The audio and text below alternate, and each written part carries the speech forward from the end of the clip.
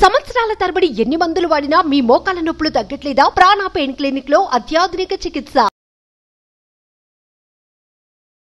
Welcome to Suman TV. నేను మీ Suman TV. Kolkata ఇన్సిడెంట్కి సంబంధించినటువంటి వాటిల్లో ఈ రోజు గనక అప్డేట్స్ చూస్తే అంటే కొన్ని అవకతవకలు డైరెక్ట్గానే జరుగుతున్నాయా అనేటువంటి ఆలోచన అయితే రాక మానదు. ఏం జరుగుతుంది అంటే కోర్టు ట్రయల్స్లో ఉండగానే జ్యుడిషియల్ కస్టడీలో గురించి కనుక మనం మాట్లాడుకోవాలి అనుకుంటే రేపు 5th తోటి మనకు క్లారిటీ వచ్చే అవకాశం ఉంది. అయితే తాజాగా వచ్చినటువంటి ఇన్ఫర్మేషన్ ప్రకారం మనం కనుక చూస్తే డెఫినెట్గా మనం ఒక కొలిక్కి రావచ్చు. జస్టిస్ పాయింట్ ఆఫ్ వ్యూలో కూడా ఏ విధంగా ఉండేటువంటి అవకాశం ఉంటుంది అనేది అండ్ ఈ రోజున్న అప్డేట్స్ ప్రకారం సో మనతో పాటు హైకోర్టు అడ్వకేట్ రవీంద్రనాథ్ గారు ఉన్నారు. వారి మాటలోనికి తెలుసుకుందాం. హలో అండి. హాయ్ అండి నాగరాజ్ గారు. సరే, ఈ రోజు కనుక చూస్తా అండి చాలా విషయాలు కొన్ని కీలక అంశాలు బయటికి రావడం జరిగింది. చాలా విషయాల్లో కొంత క్లారిటీ కూడా వచ్చే అవకాశం ఉంది అనేటువంటిది అంటే రేపు 5th లోపు మనకు ఆ క్లారిటీ వచ్చే అవకాశం ఉంది అని తెలుస్తుంది. సో ఈ రోజున అప్డేట్స్ ప్రకారం ఏంటి సార్? అది ఆగస్టు 9 హర్రర్కి సంబంధించి Calcutta junior doctor rape and murder సంబంధించి రోజుకు ఒక కొత్త మలుపు తిరుగుతున్నటువంటి ఈ ఇష్యూ సంబంధించి ఈరోజు మరికొన్ని కీలక అంశాలు బయటకు వెలుగులోకి వచ్చాయండి. అందులో ప్రధానంగా సంజయ్ రాయ్ మాట్లాడిన మాటలు, సందీప్ ఘోష్ మాటలు, మమతా బెనర్జీ తీసుకున్న నిర్ణయాలు, బహుశా ఈరోజు ఈ కీ పాయింట్స్గా మనం 3 మాట్లాడుకోవచ్చు నాగరాజ్ గారు. ముఖ్యంగా ఏదైతే విక్టిమ్ అక్కడ చనిపోయారో మార్నింగ్ మనం ఏదైతే మనకి అటాప్సీ రిపోర్ట్ ప్రకారం వచ్చినటువంటి టైం ఏదైతే ఉందో మార్నింగ్ అరౌండ్ 4:10-15 to 4:30 మధ్యలో తను చనిపోయారని చెప్పి అటాప్సీ రిపోర్ట్ వచ్చింది. అటాప్సీ రిపోర్ట్లో ఏం చెప్తున్నారంటే తన ఒంటి మీద 25కు పైగా గాయాలున్నాయని, అదే అన్ని చోట్ల లోపల ఇంటర్నల్ అంటే తన లంగ్స్లో కూడా రక్తం గట్టిగా వెళ్ళిందని, మెడ నరాలు ఉబ్బిపోయాయని, ఇట్లా మనం అన్ని కూడా అటాప్సీ రిపోర్ట్ గురించి మనం చర్చించుకోవడం జరిగింది.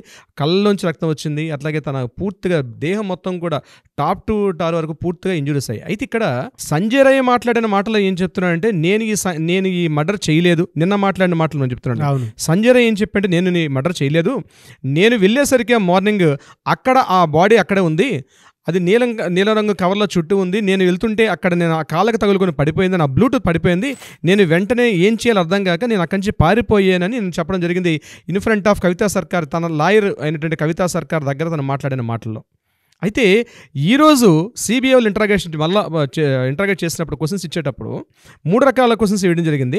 అతని యొక్క అకాడమిక్ స్టడీస్, ఇంతకుముందు అతను ఏం చదువుకున్నాడు, ఎక్కడున్నాడు, అతన్ని స్టడీ చేస్తూ ఈ సంఘటనకి సంబంధించి మాట్లాడిన మాటలు, సంజయ్ ఘోష్ మాట్లాడిన మాటలు, అక్కడ డెడ్ బాడీ మీద ఉన్నటువంటి ఆ గుర్తులకు సంబంధించి మాట్లాడినప్పుడు నిజంగానే కొంతవరకు అనుమానాస్పదంగా ఉన్నాయి. ఎందుకంటే ఒక మనిషి చేతిలో ఎటువంటి ఆయుధం లేకుండా, ఎటువంటి పరికరం లేకుండా ఒక బాడీ మీద 25 రకాల గాయాలు చేయడం సాధ్యమా అన్న కోణంలో ఇప్పుడు మరలా చర్చ జరుగుతుంది. ఇది కాకుండా అంత పాశవికంగా, అంత భయానికంగా, అంత జుగుప్సాకరంగా చేయడం అనేది ఏదో క్రిమినల్ ఇంటెన్సిటీ ఉంటే తప్పించి అట్లా చేయలేరు. ఏదో నిజంగా తను ఒక ఉమనైజర్ కావచ్చు సంజయ్ రాయ్. నేను వెనకేసుకొని రావడం లేదు నాగరాజు గారు.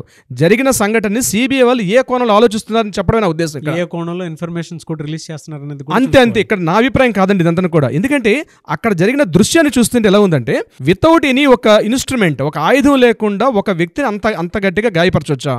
అది దట్టు మరొక పాయింట్ ఏంటంటే అంత పాశవికంగా, అంటే మైండ్లో ఎంత క్రూయల్టీ ఉంటే కానీ అట్లా చేయలేం. వచ్చింది, ఆ అమ్మాయి కనిపించింది, ఏదో అక్కడికి వెళ్ళి చేసి వచ్చేసాడు అన్నట్టుగా లేదు అక్కడ సంఘటన. దీని మీద కూడా సిబిఐ వాళ్ళు ఇంటరాగేషన్ చేస్తున్నారు. ఇది ఎక్కడ క్వశ్చన్ ఆగిపోతుంది అంటే సందీప్ ఘోష్, ఎవరైతే ప్రిన్సిపల్ ఉన్నటువంటి ఎక్స్ ప్రిన్సిపల్ సందీప్ ఘోష్ దగ్గర క్వశ్చన్ ఆగిపోతుంది. ఎక్కడ? ఎందుకంటే సందీప్ ఘోష్ ఏం చెప్పాడు నిన్న మాట్లాడిన మాటల్లో, మార్నింగ్ నాకు 10 గంటలకు ఫోన్ వచ్చింది, నేను ఫోన్ లిఫ్ట్ చేయలేదు. అక్కడ ఉన్నటువంటి తప్పదార్ అంటే ఎవరైతే చెస్ డిపార్ట్మెంట్ తాలూకా సుమిత్ రాయ్ తప్పదార్, అతను నాకు ఫోన్ చేశాడు 10 గంటలకి, కానీ నేను ఇన్ఫార్మ్ చేసిన ఫోన్ నేను మళ్ళీ లిఫ్ట్ చేయలేదు. 10:20 నేను ఫోన్ చేసినప్పటికీ నాకు సుమిత్ రాయ్ నాకు ఇన్ఫార్మ్ చేశాడు. నేను ఇమీడియట్గా డ్రెస్ అప్ అయ్యి 11 o'clock వెళ్ళాను. అంటే అతను వెళ్ళడానికి సుమారుగా 45 minutes పట్టింది. తన ఇంటి దగ్గర నుంచి ఒక కాలేజీలో ఆ ఇన్సిడెంట్ జరిగిందంటే ఎంత తొందరగా వెళ్ళాలి. కానీ ఈలోగా తన ఫోన్స్ చేసుకుంటూ పోలీసులు వెళ్ళి అక్కడ ఆల్రెడీ ఆ ఏదైతే సంఘటనా స్థలం ఉందో క్యాప్చర్ చేసుకుని టైం తర్వాత వెళ్ళాడు సందీప్ ఘోష్. సో దీనికి సంబంధించి క్వశ్చన్స్ చేస్తున్నారు. అంటే సందీప్ ఘోష్కి దీనికి సంబంధించినటువంటి ఇన్ఫర్మేషన్ ముందే ఉందా, లేదా తను ఎవరినైనా అక్కడ ప్రేరేపించాడా దీనికి సంబంధించి అన్న కోణంలో సిబిఐ వాళ్ళు కొన్ని ఇంటరాగేషన్ క్వశ్చన్స్ చేశారు. అవి బహుశా మనకి రిలీజ్ అయ్యే అవకాశం కూడా ఉంది దీనికి సంబంధించి. మరొక కీ పాయింట్ నాగరాజు గారు ఇక్కడ చెప్పుకోవడానికి, ముందు రోజు రాత్రి 11:30 ఎవరైతే విక్టిమ్ ఉన్నారో మన అభయ, ఈమె 4 జూనియర్ డాక్టర్స్తో వెళ్ళారు అక్కడికి. వాళ్ళతో కలిసి నైట్ డిన్నర్ చేశారు. ఇంటికి ఫోన్ చేసినప్పుడు ఏం మాట్లాడారు? నేను వేరే ఆర్డర్ తెప్పించుకున్నానని పేరెంట్స్ చెప్తున్నారు. ఇప్పుడు ఆ ఫుడ్ డెలివరీ ఆర్డర్ చేసుకుంటూ వచ్చిందా, లేకపోతే హాస్టల్ నుంచి వచ్చేటువంటి ఫుడ్ జరిగిందా, ఇందులో ఏమైనా ఫుడ్ పాయిజన్ జరిగిందా, వాళ్ళు చేసిన ఫుడ్లో ఫుడ్ పాయిజన్ జరిగిందా అంటే ఇది ఇన్ని రకాల క్వశ్చన్స్ ఎందుకు వస్తున్నాయంటే 4 డాక్టర్స్ని కూడా పాలిగ్రాఫ్ టెస్ట్ చేశారు. వాళ్ళు చెప్పినటువంటి ఇన్ఫర్మేషన్ కూడా టాలీ కావట్లేదు అక్కడ. At the same time Sanjay ray morning 4:03 పైకి వెళ్ళేటప్పటికి, ఏదైతే స్టెప్స్ ఎక్కుకుంటూ 3rd ఫ్లోర్లో ఉన్న సెమినార్ హాల్కి వెళ్ళేటప్పటికి కిందన సెక్యూరిటీ గార్డ్స్ లేరని చెప్తున్నారు. సెక్యూరిటీ గార్డ్స్ని పాలిగ్రాఫ్ టెస్ట్ చేసేటప్పుడు సెక్యూరిటీ గార్డ్స్ ఏమంటున్నారు, మేము అక్కడ ఉన్నామని ఆల్రెడీ చెప్పారు. ఇక్కడ కొన్ని అనుమానాలకు ఎక్కడ తావిస్తుందంటే, ఎవరైతే విక్టిమ్ ఉన్నారో ఆ కాలేజీలో ఒక మాఫియా జరుగుతుంది, ఒక హ్యూమన్ ఇంటర్నల్ ఆర్గాన్స్ తాలూకా ట్రాఫికింగ్ జరుగుతుంది అక్కడ. ఇది ఇప్పుడే కాదు, ఎప్పటి నుంచో జరుగుతుందని తెలిసి ఈ విషయం అమ్మాయికి తెలిసిందని. ఇంకొకటి ముఖ్యమైన విషయం, సందీప్ ఘోష్కి మధ్యలో నేను కంటిన్యూటీ దెబ్బతిన్నాను, ఇప్పుడు చేస్తున్నాను మీకు కదా నాగరాజ్ గారు. ఇంకొక మెయిన్ పాయింట్, సందీప్ ఘోష్ ఎక్కడ ఇన్ఫర్మేషన్ ఆగిపోయాడంటే, Sandeep Ghosh point of view ఒక ఫోటో రిలీజ్ అయిందండి. ఆ ఫోటోలో ఏముందంటే, అక్కడ ఒక క్లాత్ కట్టేసి ఉంది, చాలామంది గుమిగూడి ఉన్నారు, వెనక సైడ్ విక్టిమ్ తాలూకా బాడీ ఉంది, డెడ్ బాడీ ఉంది, ఆమె తాలూకా హ్యాండ్ బ్యాగు, ఆమె ల్యాప్టాప్, మొబైల్ కూడా అదే ప్రదేశం ఉన్నాయి, చాలామంది గుమిగూడు ఉన్నారు. ఇది మార్నింగ్ 10:30 10:25 తీసినట్టు క్యాప్చర్ చేసిన ఫోటో అది. దీని మీద సిబిఐ ఇంట్రాగేషన్ చేశారు.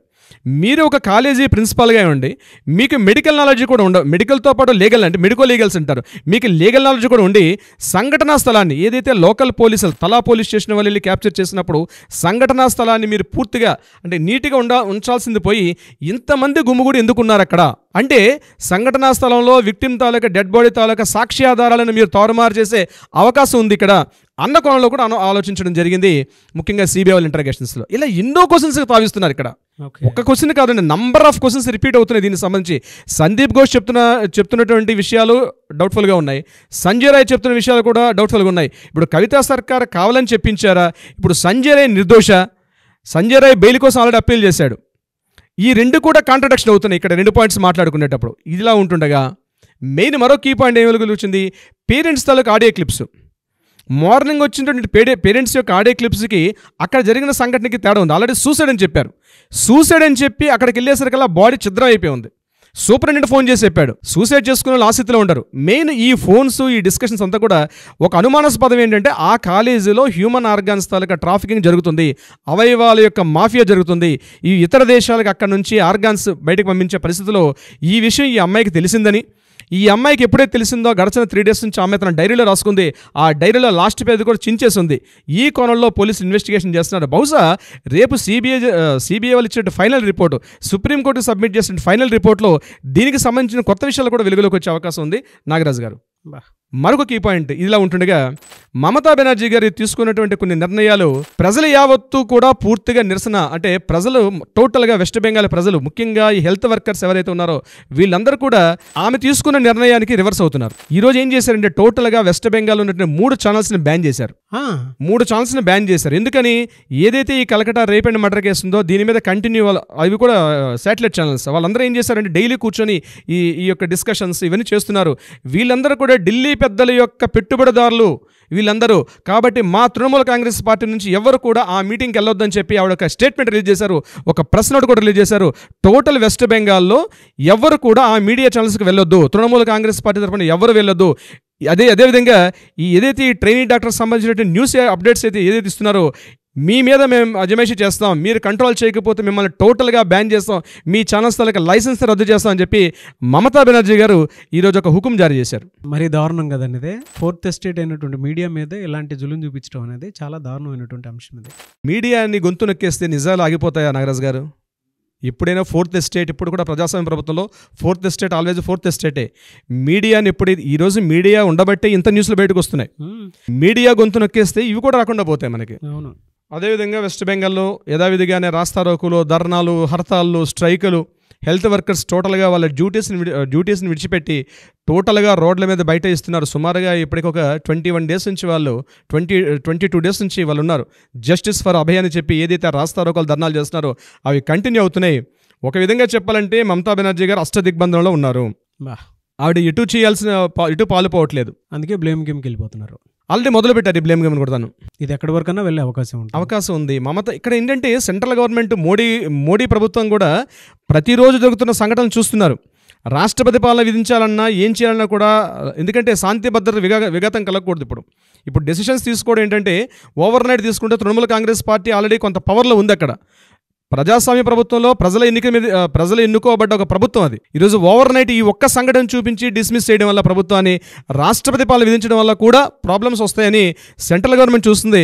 బహుశా ఏదైనా రాత్రి జరిగే మార్పులు అయితే 100% ఉంటాయి నాగరాజు గారు దీనికి సంబంధించి. అదేలేండి, కీలకంగా ప్రశ్నిస్తూ ఉన్నారు, కీలకంగా అబ్జర్వ్ చేస్తూ ఉన్నారు, కీలకంగానే దీనికి సంబంధించినటువంటి వాటిలో ఎలాంటి నిర్ణయం తీసుకుంటే బాగుంటుంది అనుకున్నటువంటి ఆలోచనలు కూడా ఉన్నాయి. కోర్టు ట్రయల్స్ అయితే నడుస్తూ ఉన్నాయి. దీనికి సంబంధించింది అయితే ఒక 2 daysలో మనకి ఏదైనా సరే ఒక ఖచ్చితమైన మరొక కీలకమైనటువంటి ఇన్ఫర్మేషన్ బయటకు వచ్చింది నాగరాజు గారు.